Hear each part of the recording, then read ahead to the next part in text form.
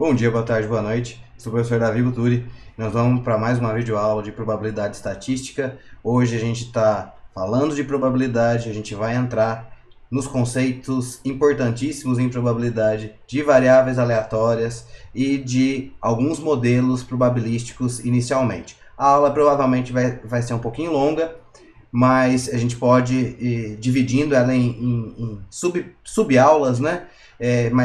Mas é um conteúdo contínuo só. Bora lá?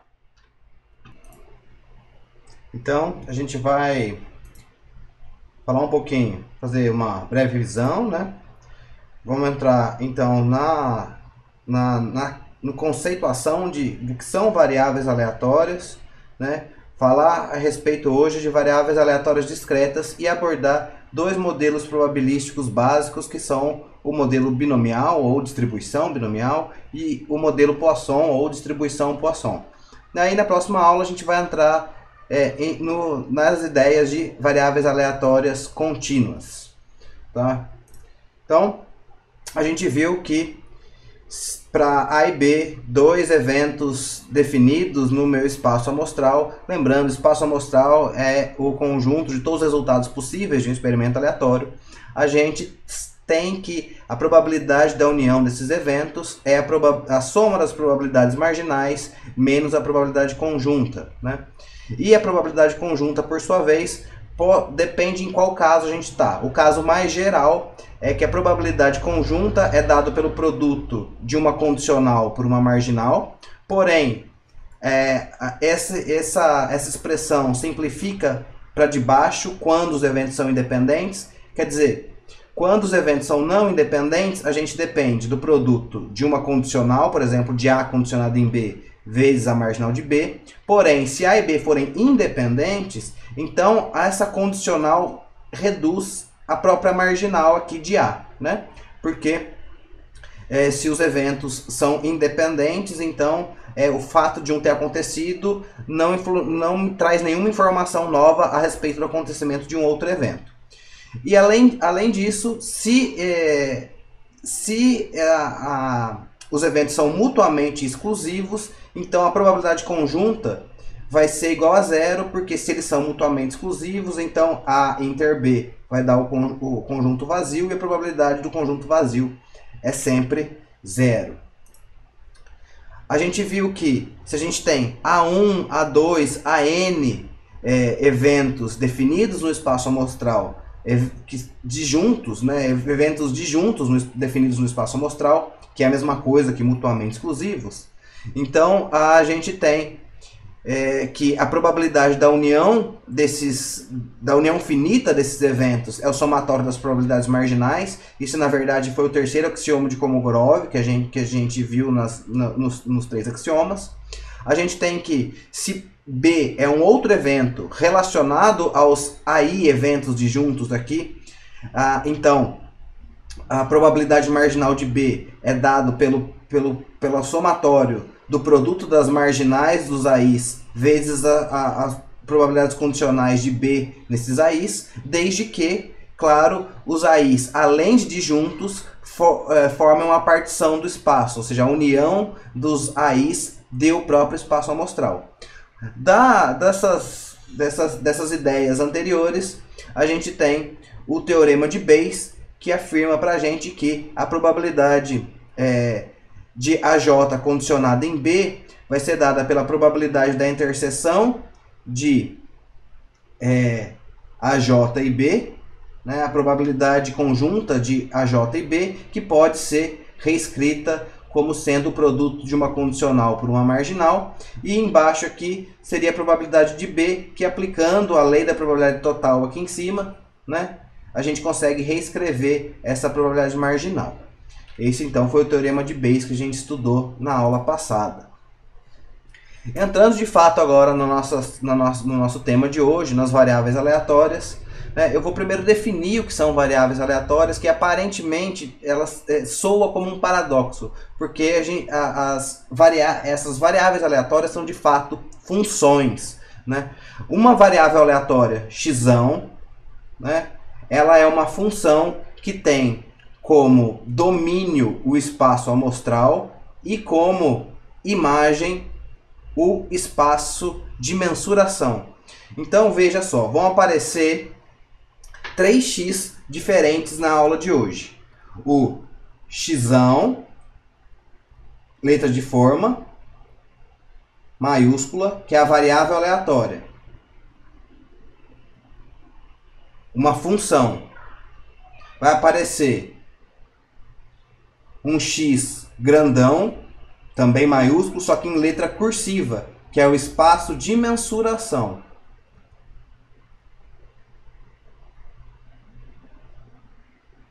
Então, o xão, que é variável aleatória, é uma função cujo domínio é o espaço amostral e a imagem o espaço de mensuração. Então, eu vou destacar aqui, ó, em azul, xão, variável aleatória, em vermelho, xão, espaço de mensuração. Letra de forma, letra cursiva, os dois maiúsculos, beleza? O espaço de mensuração nada mais é que os valores possíveis da variável aleatória. Tá?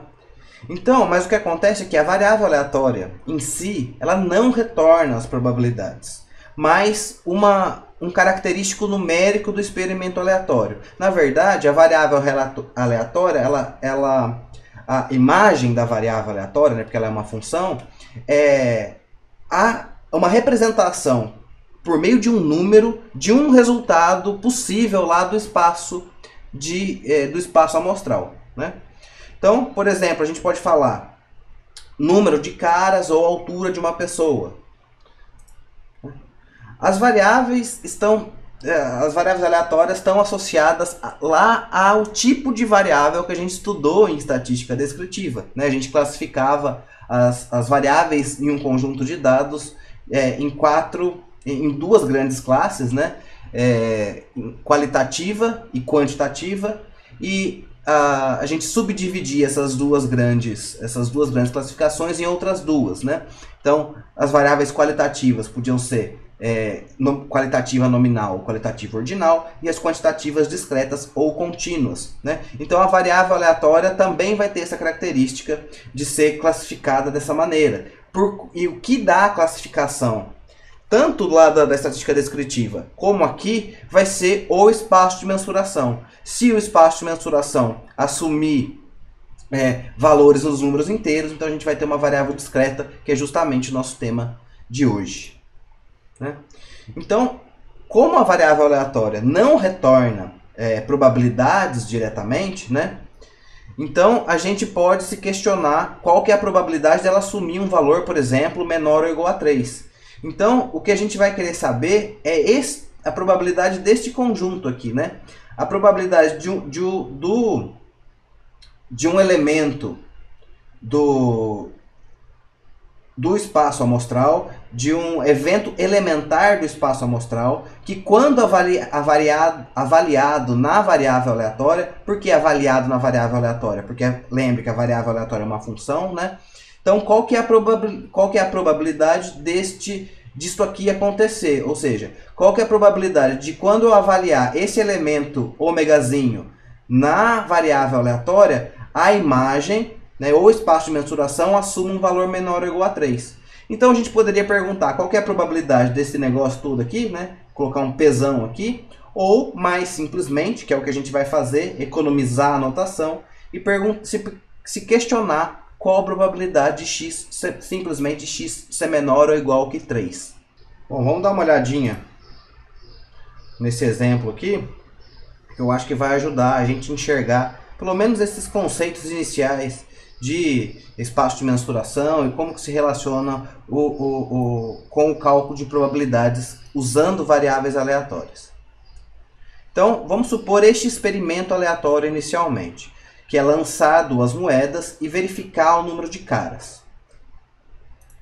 O espaço amostral se a gente definir Czinho, né, como caras, como a gente vai lançar duas moedas, o espaço amostral, que é o conjunto de todos os resultados possíveis, vai ser, ou vai sair cara e cara, ou vai sair coroa e cara, ou vai sair cara e coroa, ou vai sair coroa e coroa. Como a gente quer usar o conceito de variável aleatória aqui, a gente precisa transformar o espaço amostral em uma representação numérica, né, do nosso problema. A gente pode tomar como referência o número de caras. Poderia ser o número de coroas também, né? Mas a gente vai tomar como referência o número de caras. Nesse experimento aleatório em particular, né, os nossos x cursivo aqui, o nosso x vermelho aqui, o nosso espaço de mensuração pode assumir 3 valores diferentes, né? Ou saem 0 caras, né, que é essa situação aqui, né? Então a situação 1 aqui, situação 1 saiu 0 caras, porque saíram duas, significa que saíram 2 coroas, né? Ou saiu uma cara, então tem 2 situações possíveis para esse 2, né? Ou saíram 2 caras, né? 3 aqui. Então, essas são a associação entre o espaço amostral e o espaço de mensuração, que de fato define a variável aleatória. Vou reescrever aqui. A variável aleatória x é a função entre o espaço amostral, o domínio no espaço amostral, e a imagem no espaço de mensuração. Beleza? Aí a gente pode obter a probabilidade de observar 2 coroas, né? Veja só, esse aqui, nesse caso, o nosso ômega, eu vou escrever aqui em rosa, o nosso ômega aqui é o evento elementar 2 coroas, né? E que ele está definido no espaço amostral, por isso que está escrito aqui 2 coroas, coroa pertence ao espaço amostral. De forma que quando eu avaliar 2 coroas, eu só tenho o meu espaço de mensuração retorna 0. Quando eu avaliar 2 coroas que é um resultado possível do espaço amostral, na minha variável aleatória x, que é uma função entre o espaço amostral e o espaço de mensuração, necessariamente o espaço de mensuração vai ter que assumir o valor 0. Veja só, em verde a gente tem a associação do espaço amostral coroa com o valor 0 no espaço de mensuração. Claro, isso daí é muito complicado e a gente não vai mais usar essa ideia aqui, de escrever tudo isso daqui, não precisamos de tudo isso. A gente vai economizar essa notação toda e vai simplesmente perguntar qual que é a probabilidade de x, a variável aleatória, assumir o valor 0. Claro que a gente já sabe que para x assumir o valor 0, quer dizer que saiu nenhuma cara, e na verdade saíram 2 coroas, né? A probabilidade de sair coroa na primeira é meio, e a probabilidade de sair coroa na segunda também é meio, que vai dar aí 1/4. Veja só, nesse exemplo que eu acabei de dar, a gente não precisa desse conceito pesado de variável aleatória. É facinho calcular, verificar o número de eventos favoráveis, dividir pelo número total de eventos do espaço amostral, aplicando o conceito de probabilidade clássica para obter que a probabilidade de sair 2 coroas é 1 meio vezes meio. Porém, na maior parte dos problemas realistas, a gente não consegue contar o número de eventos e nem consegue escrever o espaço amostral, nem consegue obter a cardinalidade do espaço amostral, porque ele pode ser, o espaço amostral pode ser contínuo, a gente pode ter infinitos elementos no espaço amostral. Então, há complicações que emergem da aplicação e impedem a aplicação imediata dos conceitos de probabilidade que a gente viu até agora. Então, aí a gente é obrigado a entrar nos conceitos de variáveis aleatórias e utilizar modelos probabilísticos para para avaliar a probabilidade de eventos de interesse acontecerem, né? E na verdade, como a variável aleatória não retorna probabilidades diretamente, a gente vai usar funções, né? Funções que são de fato os modelos probabilísticos que essas funções que associam a variável aleatória às probabilidades correspondentes às probabilidades que a gente quer obter. Dependendo do tipo de variável que a gente estiver trabalhando, essas funções que retornam as probabilidades para as variáveis aleatórias vão ter características e propriedades diferentes. Então, vamos entender um pouco melhor como é que funcionam as variáveis aleatórias discretas e explorar um pouco essas funções especiais que retornam as probabilidades para as variáveis aleatórias discretas. Para o caso contínuo, vai ser análogo, vai ser similar, mas não exatamente igual. Tá? A gente sabe que variáveis aleatórias discretas assumem valores em algum subconjunto dos números inteiros. Né? Foi o que lá da definição de estatística descritiva a gente conversou sobre isso. Né? As funções que descrevem as probabilidades nas variáveis aleatórias discretas são chamadas funções de probabilidade. Então, as FPs, tá? A gente vai chamar de FP as funções de probabilidade e vai escrever essa FP como fx de xzinho. Poxa, apareceu um outro x. Só que esse aqui é um x minúsculo que vai ser um valor particular do xão espaço de mensuração. Um valor particular do xão. E a f, portanto, a nossa função de probabilidade vai ser escrita assim: f xão, para explicar de quem para quem essa função vai retornar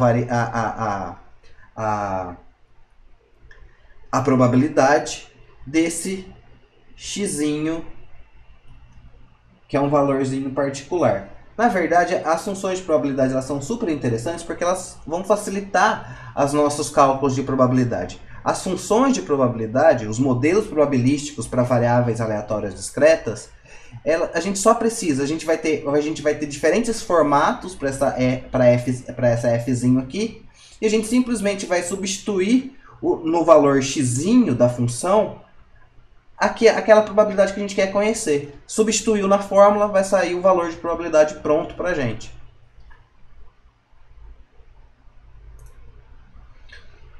As funções de probabilidade são funções especiais, não é qualquer função que é uma função de probabilidade. E como a gente está dentro do contexto de probabilidade, as funções de probabilidade que fornecem medidas de probabilidade precisam também atender às suas respectivas versões dos axiomas de Kolmogorov.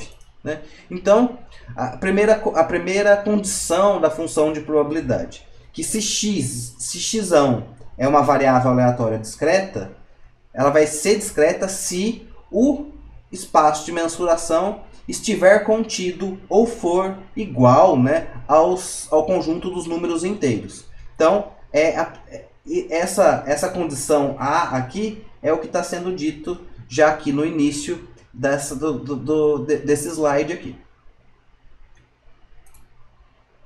Segunda condição da função para ser uma função de probabilidade. A FP, tem que assumir valores maiores ou iguais a zero para qualquer valorzinho x definido no espaço de mensuração. Então vamos lá, destacar xzinho, valor particular do espaço de mensuração xão maiúsculo cursivo. Né? Então a função de probabilidade tem que ser maior ou igual a zero para todo valor particular do espaço de mensuração. O somatório da função de probabilidade tem que dar 1. Então, vamos olhar melhor esse somatório aqui. Vou eu vou reescrever esse somatório aqui. Então, ó, olha só, o que a gente está falando aqui? Que o somatório da f, a f é de quem? A f é da variável aleatória x, então a f de x. A gente substitui dentro da função um valor x, que é um valor particular do espaço de mensuração. O x, por sua vez, pode assumir vários valores, né? Quais os valores que o x pode assumir? Todos aqueles que estão definidos no espaço de mensuração. Então, uma condição para uma f ser função de probabilidade é que, se eu somar todos os valores possíveis da f, então tem que dar 1. Né? Isso daqui é análogo ao segundo axioma de Kolmogorov, né, que diz que a probabilidade de ômega é 1. Né? É a mesma ideia. Porque existe a correspondência, novamente, né, entre o espaço amostral e o espaço de mensuração. Se eu quiser obter a probabilidade de x estar entre dois valores a e b quaisquer, desde que a e b estejam também definidos no espaço de mensuração, eu simplesmente vou somar todos os valorezinhos, substituir todos os valorezinhos entre a e b de forma discreta, né, de 1 em 1, na função de probabilidade. Vamos apagar aqui.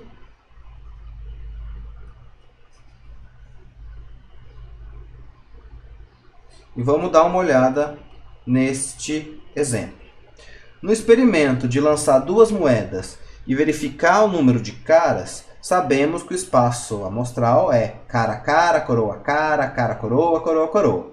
E a variável aleatória x é discreta porque assume valores nesse espaço de mensuração x aqui. Veja que ele está contido nos números inteiros, né? Esse espaço de mensuração. Só tem os valores 0, 1 e 2. Vamos verificar as condições da função de probabilidade da variável aleatória x. A função de probabilidade de x é dada por f x de x é igual a 1/4 se x igual a 0. F x de x é igual a meio se x igual a 1. E fx de x é igual a 1/4 se x é igual a 2. Por que isso? Porque se x for 0, eu estou falando que é a probabilidade de sair duas coroas. Se x for igual a 1, é porque eu estou falando da probabilidade de sair ou coroa na primeira e cara na segunda, ou cara na primeira e coroa na segunda. Então, ou uma coisa ou outra. Seria 1/4 mais 1/4. Né? Então, deu meio. E a probabilidade... se x for igual a 2, é porque saíram duas caras. Então, eu estou nesse primeiro caso aqui. Veja que interessante. A probabilidade de x ser igual a um x qualquer é simplesmente a função de probabilidade avaliada no valor x. Né? Então, a probabilidade de x ser 0 é o fx de 0, que dá 1/4.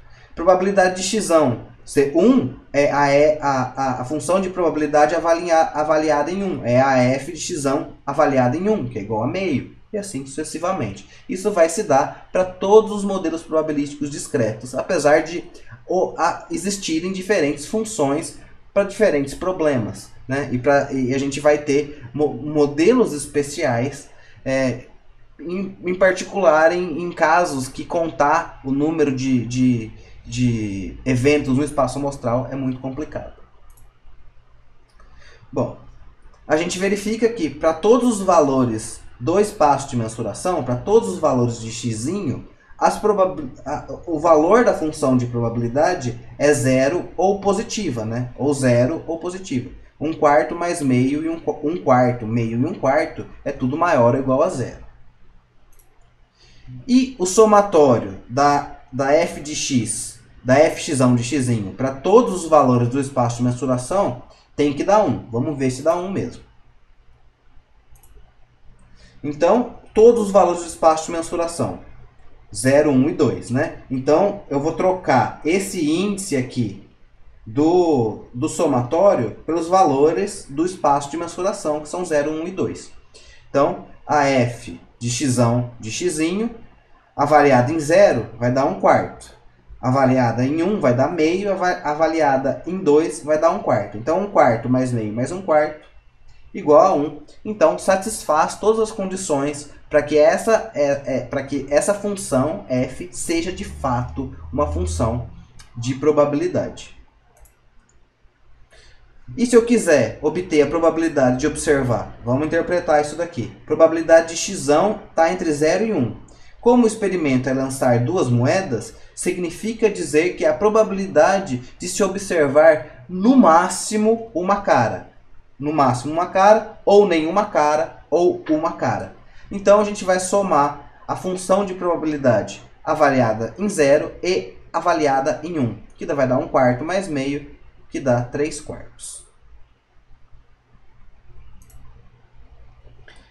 E aí vem os conceitos interessantes de esperança matemática e de média populacional. Lá na estatística descritiva, a gente conversou um pouco sobre as médias amostrais, né? A gente calculou o x-barra. Hoje a gente vai entrar no ponto de vista populacional, na esperança matemática, na média populacional teórica daquela população. Se eu conseguisse conduzir um censo, como isso raramente é possível, eu calculo a média populacional baseado no modelo probabilístico que a gente assume para a população, que a gente supõe ser verdadeiro para a população.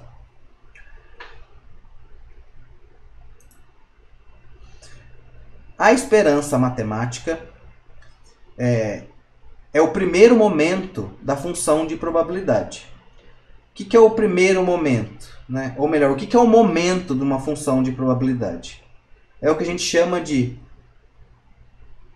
esperança, da variável aleatória elevado a t. Né? Elevado a t. No caso das variáveis aleatórias discretas, essa esperança aqui, o tésimo momento da variável aleatória, é dada como o produto de x elevado a t vezes a função de probabilidade. E aí eu vou substituir todos os valores possíveis de x. Se eu não tivesse esse x multiplicando aqui, essa soma aqui tinha que dar 1. Mas eu tenho esse x multiplicando. Esse x elevado a t. Isso é o que a gente chama de tésimo momento. Eu posso substituir o t por diferentes valores. Posso substituir o t por 0, posso substituir o t por 1, por 2, por 3, por 4. A gente vai ver dois casos que a gente consegue interpretar e saber o que é. O primeiro deles é quando a gente substitui o t por 1. Se a gente substituir o t por 1, a gente obtém a média populacional teórica. Simplesmente a esperança de x, né? Esperança matemática da variável aleatória, esperança da variável aleatória, média populacional ou média da variável aleatória. Todos esses termos são equivalentes. Então, como a gente obtém a esperança da variável aleatória? Né? X vezes f x de x, x vezes a função de probabilidade da variável aleatória, e aí eu vou somar para todos os valores possíveis de x, que são todos aqueles que estão no meu espaço de mensuração. Vamos resolver o exemplo. Lá no exemplo 1, a gente já sabe que a função de probabilidade dessa variável aleatória que está contando o número de caras, né, tem esse formato aqui. Fx de x é igual a 1/4 se x igual a 0, fx de x é igual a meio se x igual a 1, fx de x é igual a 1/4 se x é igual a 2. Então, vamos calcular a média populacional de x, né, ou, equivalentemente, mesma coisa, né, a esperança da variável aleatória x. Lá da definição da esperança de variáveis aleatórias discretas, a gente tem que a esperança de x é o somatório de x vezes vezes a função de probabilidade, né, a fx1 de x, para todos os valores de x definidos no espaço amostral, no espaço de mensuração, melhor dizendo, né? O espaço de mensuração da variável aleatória é 0, 1 e 2, então a gente vai trocar todos os valores de x por 0, por 1 e por 2, e vai fazer o produto x vezes a sua função de probabilidade. Então, 0 vezes 1/4 mais 1 vezes meio mais 2 vezes 1/4. Resolvendo a continha aí, vai dar 1. E a gente pode interpretar essa média populacional de x, que significa que a primeira interpretação é que ao a gente lançar duas moedas, né, a gente espera que ocorra uma cara, talvez pelo menos uma cara, não, né? A gente espera que ocorra uma cara ali. Opa! E uma outra forma de a gente pensar essa média populacional, seria, do ponto de vista frequentista, seria que se a gente repetisse esse experimento de lançar duas moedas e contar o número de caras, a gente repetisse esse experimento muitas e muitas vezes, e a gente tirasse a média do número de caras, dessas infinitas repetições do experimento, a gente ia ter que a média seria de uma cara. Então, a ideia seria assim, né? Na primeira vez que a gente faz o experimento, a gente obtém 0 caras. Na segunda vez, 2 caras. Na terceira vez, 1 cara. Na quarta vez, 1 cara. A gente repetindo isso muitas vezes, infinitas vezes, vamos dizer assim, nzão vezes, e a gente somasse todos 0, mais 2, mais 1, mais 1, todos esses valores obtidos no número de caras, dividisse por esse nzão indo para infinito, né, a gente ia ter o valor final, ia ser 1. Então, o que é interessante é que a esperança populacional, essa esperança teórica, permite que a gente obtenha a média populacional de variáveis aleatórias sem necessariamente realizar esse experimento infinitas vezes, até porque é impossível, né? O outro conceito associado aos momentos das variáveis aleatórias é a variância matemática ou a variância populacional das variáveis aleatórias. Porque lá da aula de estatística descritiva, né, a gente sabe que toda medida de tendência central deve vir acompanada de uma medida de dispersão. E foi por isso que a gente focou tanto na média amostral e na variância amostral, porque a gente tem essa facilidade, ou essa facilidade relativa de se calcular esperança populacional, média populacional e variância populacional. Diferentemente das outras quantidades amostrais que a gente calcula também para resumir os dados, mas elas são mais complicadas do ponto de vista matemático. A variância populacional, ela é associada, ela não é igual, mas ela é associada ao segundo momento da função de probabilidade, da variável aleatória. Então, o que é o segundo momento? Substituir o tzinho lá da esperança de x por 2. Então, o segundo momento é a esperança de x quadrado, e ao invés de ter o xzinho pré-multiplicando a função de probabilidade, a gente tem um xzinho ao quadrado. A mesma coisa, a gente vai substituir o xzinho por todos os valores possíveis do espaço amostral. Uma vez que a gente faz essa conta, a gente obtém o segundo momento, que não é igual à variância. A variância depende, é o segundo momento central, ou o segundo momento em torno da média. Então, a variância populacional, isso daqui vai funcionar tanto para o caso contínuo como para o caso discreto, né? Mas a variância populacional é o segundo momento menos o quadrado do primeiro. Tem que tomar cuidado com esses quadrados aqui, porque a esperança de x quadrado se calcula de forma diferente do quadrado da esperança de x. Até porque senão ele dá sempre 0, né? Vamos lá. Vamos calcular a variância populacional do nosso exemplo. Apagar essas coisas aqui. Eu estou sempre conservando esses conceitos aqui, porque vocês costumam confundir bastante esses 3x diferentes. Então está aqui anotado para você para tirar a dúvida dessa anotação matemática aqui. Então vamos lá. A gente já sabe que a esperança de x do nosso problema, do nosso experimento de lançar duas caras, é 1.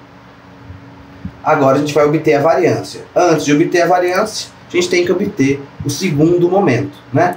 Então, o segundo momento da definição de momento populacional, né? Então, essa aqui é lá da definição, isso aqui a gente sempre vai usar para toda variável aleatória discreta. O que a gente vai trocar é a função de probabilidade, né? E o espaço de mensuração. São as coisas que a gente troca para obter os momentos para diferentes funções de probabilidade, para diferentes modelos probabilísticos. Então, o nosso espaço de mensuração 0, 1 e 2, então eu vou trocar o espaço de mensuração por 0, 1 e 2 aqui nos índices do somatório. Vou pegar o x ao quadrado, que ele é arrastado lá da definição, e vou multiplicar aqui na função de probabilidade de x. Perceba que apenas o x vai ao quadrado. As probabilidades da função de probabilidade não são ao quadrado.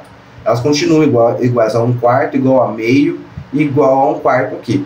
O que é multiplicado, o que é elevado ao quadrado, são os valorezinhos do espaço de mensuração. 0 ao quadrado vezes 1/4, mais 1 ao quadrado vezes meio, mais 2 ao quadrado vezes 1/4, resolvendo a continha aqui dá 3 meios. A variância ainda não está pronta, a gente tem que substituir na definição de variância. Variância de x é igual a esperança de x quadrado menos o quadrado da esperança de x. Então, 3 meios menos 1 ao quadrado. Então, a variância aqui, essa medida de dispersão, é igual a meio. A esperança e a variância têm algumas propriedades interessantes, né, que facilitam a gente a obter quantidades, funções, momentos de funções de variáveis aleatórias, né? Então, a esperança de uma constante é sempre igual à própria constante, né? A e B constantes, x, y, variáveis aleatórias independentes. Então, o conceito de dependência também é utilizado para variáveis aleatórias, e a gente não vai trabalhar com variáveis aleatórias relacionadas nesse curso. Então, por isso que eu já supus aqui que elas são independentes. Esperança de uma constante é igual à própria constante. Esperança de uma constante multiplicada por uma variável aleatória, eu consigo arrastar essa constante para fora do operador esperança, que é um operador linear, né? E pelo fato de, em decorrência de 1 e de 2, e o fato de que esperança é um operador linear, eu tenho que a esperança dessa função a mais bx, e a e b constantes de x variável aleatória, é simplesmente a mais b esperança de x. Na variância, essas coisas funcionam um pouco diferentes, né? Então, a variância da constante é sempre nula. A variância de uma constante multiplicada por uma variável aleatória, a constante sai ao quadrado da variância. Então, a ao quadrado, variância da variável aleatória. De 1 e de 2 decorrem 3, então variância de a mais bx fica b quadrado variância de x, porque a variância da constante é nula, né? E a variância da soma de duas variáveis aleatórias independentes é a soma das variâncias.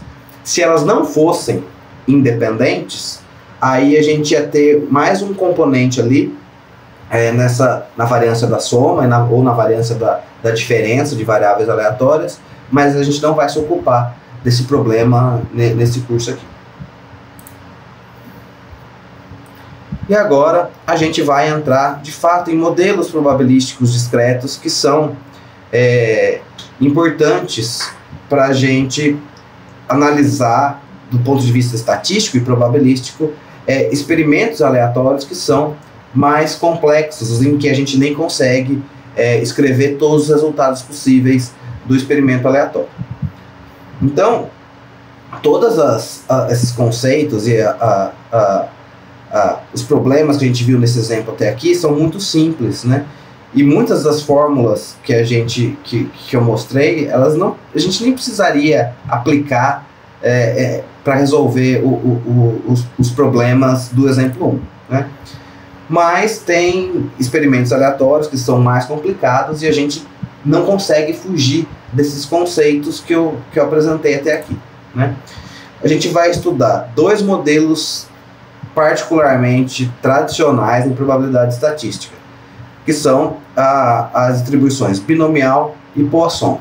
Na verdade, toda essa conceituação que a gente viu foi com o objetivo de estudar esses dois modelos que são amplamente empregados em muitas áreas do conhecimento. Então, já iniciando o nosso primeiro modelo, a distribuição binomial é um modelo probabilístico que a gente usa em experimentos aleatórios que envolvem respostas dicotômicas. Respostas dicotômicas ou respostas binárias, aquelas que assumem apenas dois valores.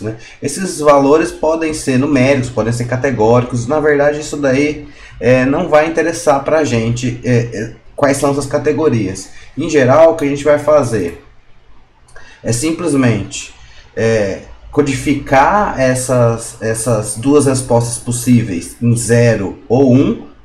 0 a gente vai chamar de fracasso e 1 a gente vai chamar de sucesso, sem um julgamento se o sucesso é de fato uma coisa boa e o fracasso de fato uma coisa ruim, mas a gente vai classificar as duas possíveis respostas da variável dessa forma, e a gente pode fazer essa classificação para uma série de objetos, uma série de itens, em uma coleção de tamanho pré-determinado.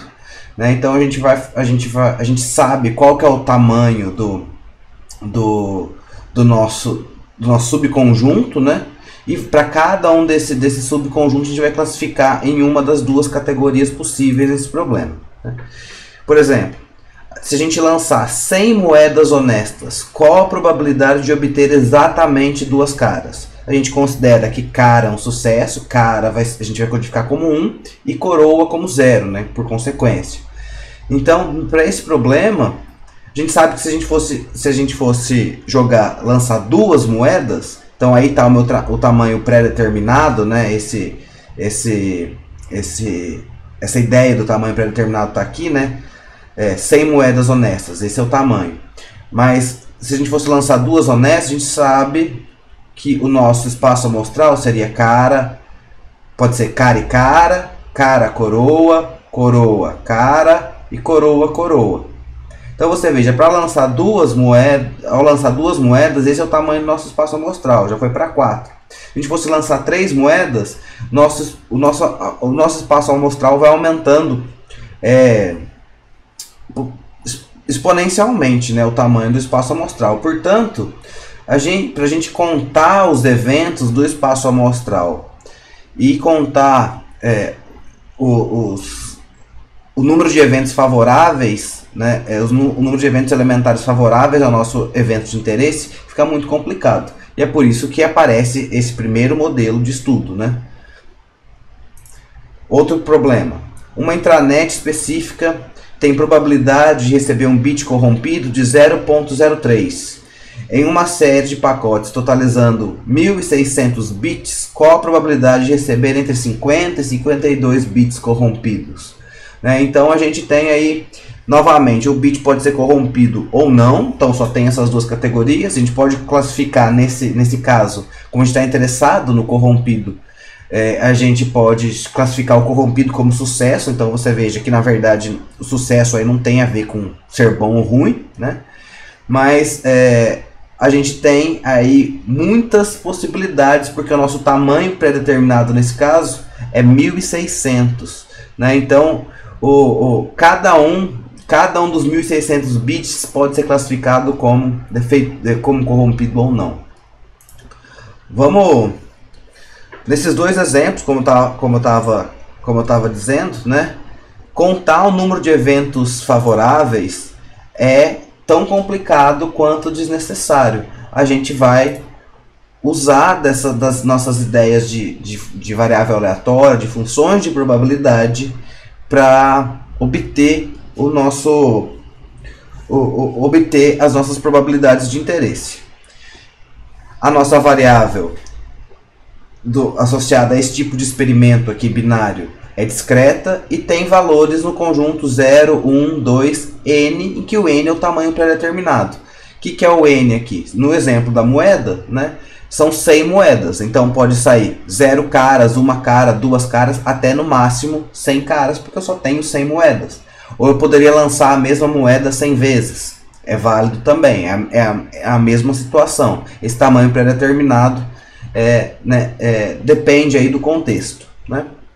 Então a gente vai dizer que nesses casos em que a gente tem uma resposta dicotômica de tamanho pré-determinado, a gente pode usar o modelo binomial. Então, assim, se x é uma variável aleatória de distribuição binomial com parâmetros n de tamanho e p de probabilidade de sucesso, a função de probabilidade de x é. Né? Então, vamos analisar primeiro essa parte aqui. Né? Então, isso aqui, essa notação aqui quer dizer assim: x é uma variável aleatória de distribuição binomial com parâmetros n e p. Então, os parâmetros das distribuições vão controlar propriedades, características da população. Né? Como a gente está estudando probabilidade, esses parâmetros são fornecidos para o cálculo das probabilidades. Né? Então, cada um dos modelos probabilísticos, né, como o binomial é um modelo probabilístico, vai ter a sua própria função de probabilidade. Né, como se trata do caso discreto. O caso contínuo a gente vai ver na próxima aula. Então, vamos ver. Se x é uma variável de distribuição binomial de parâmetros n e p, então a função de probabilidade de x, a fp de x, né, da variável aleatória, tem esta cara aqui. Né? Então, binômio nx, então vou anotar aqui, caso você não lembre disso, o binômio nx é igual a n fatorial sobre x fatorial n menos x fatorial. Acho que o fatorial você não vai ter problema, né? Vou dar um exemplozinho aqui, por exemplo, 4 fatorial é igual a 4 vezes 3 vezes 2 vezes 1. 4 vezes 3, 12 vezes 2, 24. Então 4 fatorial é igual a 24. Os valores possíveis de x para x, né? 1, 2 até n, então é o espaço de mensuração, o nosso espaço de mensuração aqui, né? Vou apagar esses destaques e escrever o espaço de mensuração. Então o nosso espaço de mensuração é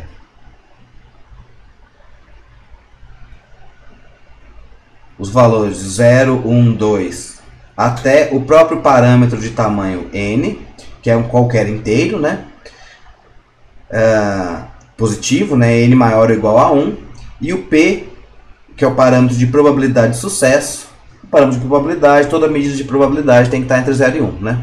A gente pode demonstrar que a esperança populacional da n vezes P e a variância populacional da n vezes P menos 1. Eu vou escrever aqui um exercício se você quiser demonstrar. Isso daí, não vou fazer essa demonstração aqui. Então a gente sabe que por definição, vou escrever em preto, a gente sabe que por definição a esperança de x para variáveis aleatórias discretas é x, assumindo valores no espaço de mensuração, de x vezes a função de probabilidade de x. Como a gente está falando que x é binomial de parâmetros n e p, então o que acontece aqui? O x varia de 0 até n, então para x indo de 0 até n, x pré-multiplicando a função de probabilidade, né, que é nesse caso binomial nx, p elevado a x, 1 menos p elevado a n menos x. Então, se você manipulando esse somatório aqui, você vai resolver e vai dar n vezes p. Similar para a variância, tá? Não vou fazer essa demonstração aqui. No encontro síncrono, se você estiver curioso, eu posso até fazer. Tá? Vamos dar uma olhadinha nesse exemplo da distribuição binomial, como que a gente calcula probabilidades usando o modelo binomial. Lembrando que ele tem, né, ele só funciona nessas condições, né, variáveis dicotômicas com tamanho pré-definido. Então, considere o experimento aleatório de lançar 100 moedas honestas e verificar o número de caras. Vamos arbitrariamente denotar uma cara como um sucesso e codificar essa cara por 1. Qual a probabilidade de obter exatamente 2 caras? Então, o que a gente quer saber?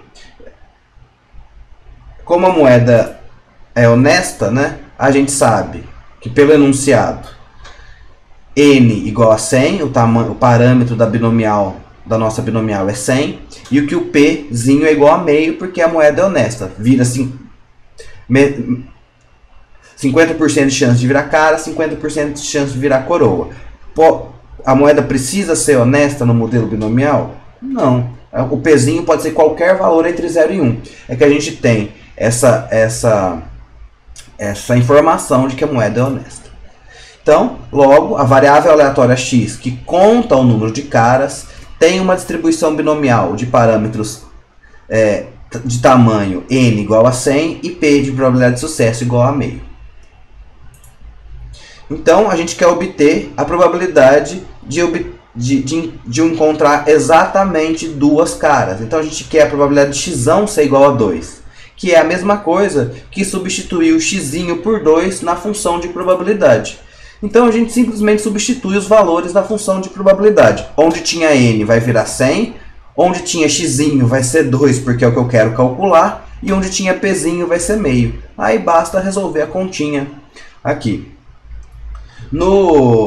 Se você estiver já estudando um pouquinho de R, para você obter isso no R, você calcularia assim: d binom de 2, porque a gente quer saber a probabilidade de 2 caras, com o parâmetro de tamanho size igual a 100, e probabilidade de sucesso, que lá no R é prop, 0,5. Então você vai sair desse jeito, vai resolver, vai dar exatamente a probabilidade que a gente quer.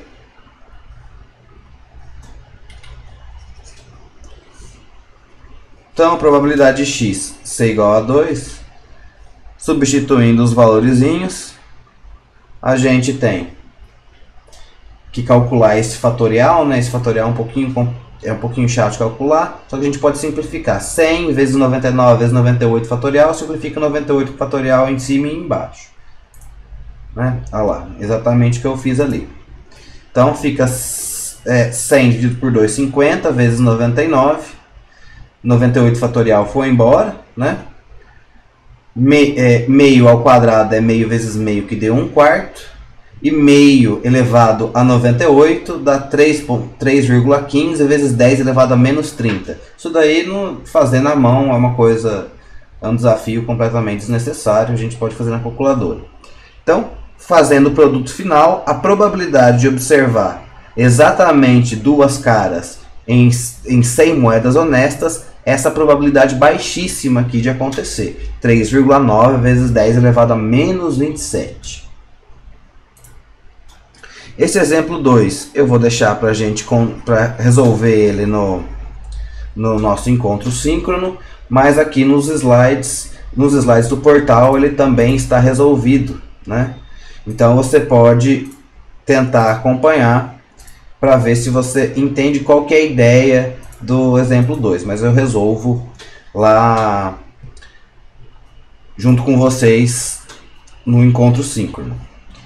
Então, para a gente encerrar essa aula bastante longa a respeito de modelos probabilísticos, nossa introdução a variáveis aleatórias, falamos de variáveis aleatórias discretas, a gente vai estudar um outro modelo bastante importante, um outro modelo discreto bastante importante na ciência. Bom, a distribuição de Poisson ela é usada para experimentos aleatórios que a gente faz algum tipo de contagem.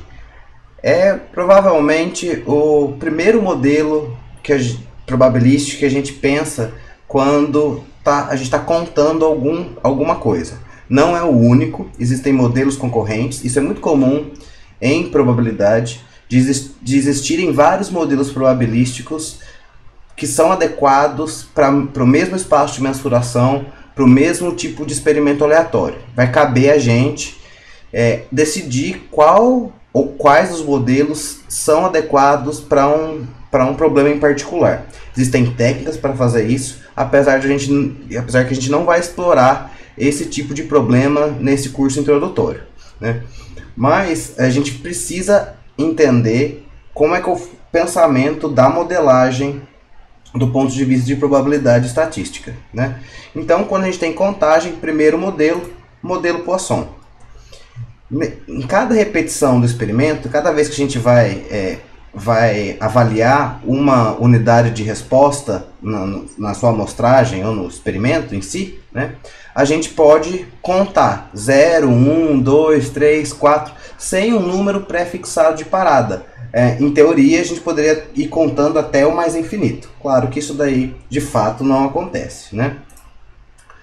Então, a gente pode pensar que se você está interessado em investigar a propagação do mosquito Aedes aegypti, por exemplo, então você vai em vários domicílios, em cada um dos domicílios você vai contar na água parada lá, em cada um dos vasos, quantos ovos tem, né? Então pode ter nenhum, pode ter um, pode ter potencialmente 10 mil ovos, sei lá, né? Então a gente vai contar o número de coisas que tem em cada unidade de resposta. Você pode pensar que é o número de erros cometidos por um procedimento de inteligência artificial. Bom, enfim, qualquer coisa que você estiver contando sem um número de parada, ao contrário do binomial, né? O binomial tinha um tamanho pré-definido de contagem e, além disso, né, cada uma das contagens era classificada como sucesso ou fracasso. Aqui não, aqui a gente está simplesmente contando. Essa variável aleatória, a gente percebe que ela assume valores nos números naturais. Então esse aqui, os números naturais vão ser o nosso espaço de mensuração no modelo Poisson, né? Então o nosso... reais não, naturais. O nosso espaço de mensuração no modelo Poisson vão ser os próprios números naturais. Sempre isso aconteceu, sempre que o espaço de mensuração for os números naturais, portanto, o modelo Poisson é um modelo plausível para o problema.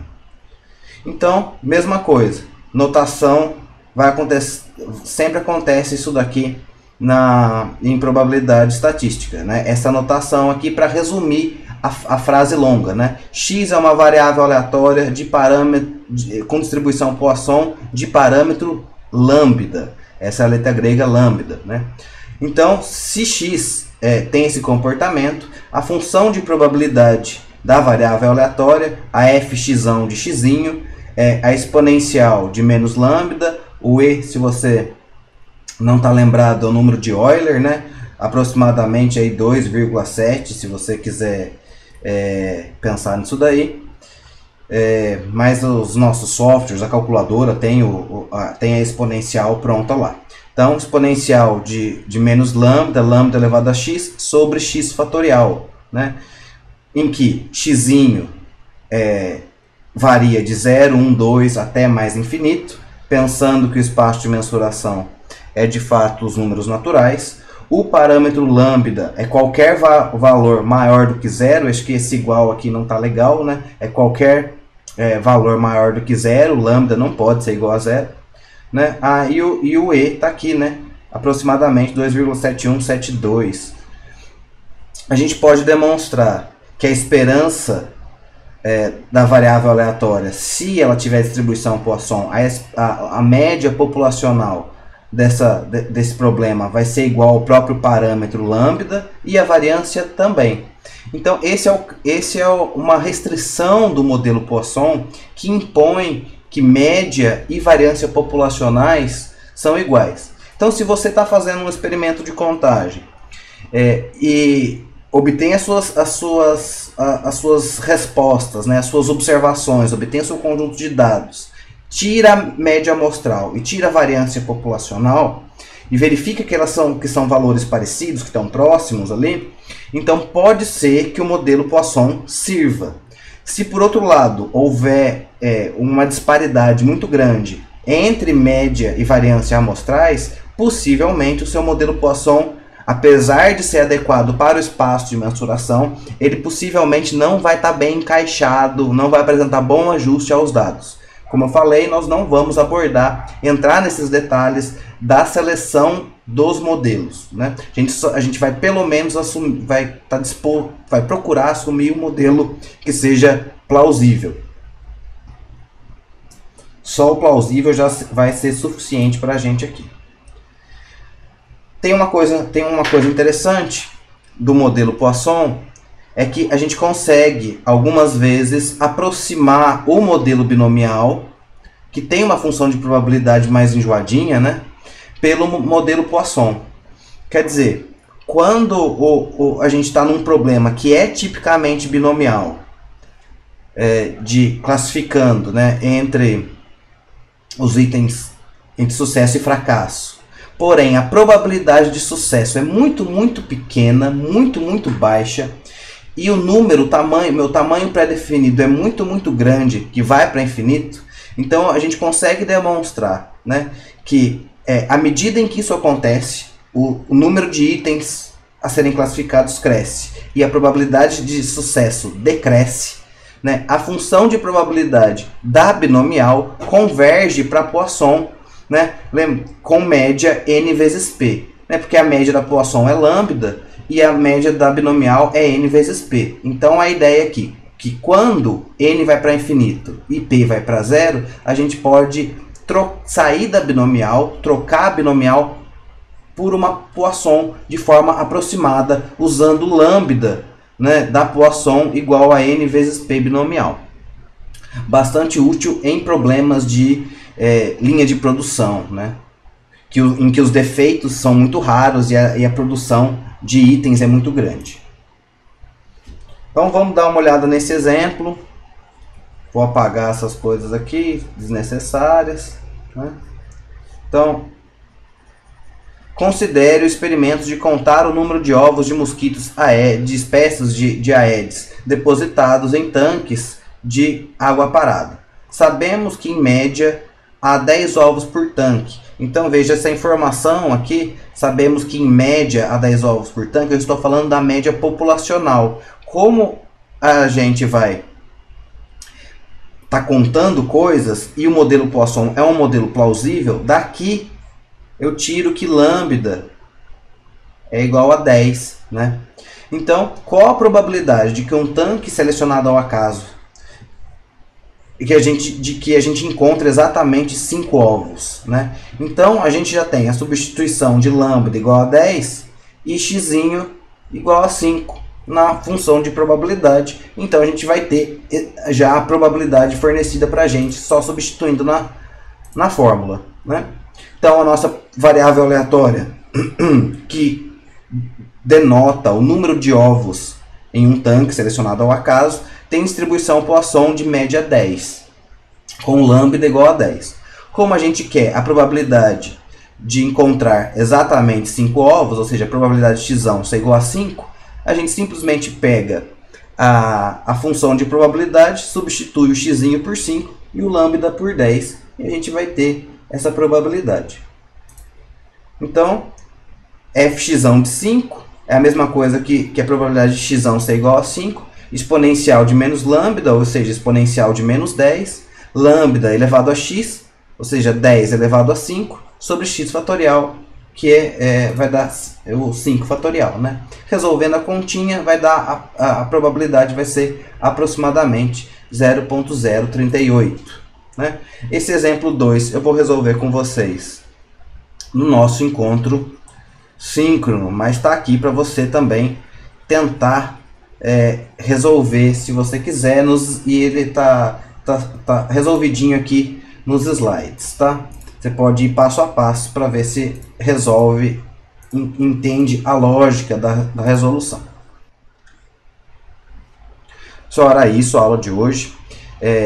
Complexa, com novos conceitos, mas à medida que a gente for treinando, isso também vai ficando cada vez mais simples. Eu prometo para você que é só substituir valores nas fórmulas, que claro, ninguém tem que decorar, porque a Wikipédia está aí e você precisa de 5 segundos para consultar as funções de probabilidade. A questão é o conceito. A questão é saber escolher o modelo adequado para uma determinada situação. Esse é o nosso maior desafio. Espero que você tenha curtido.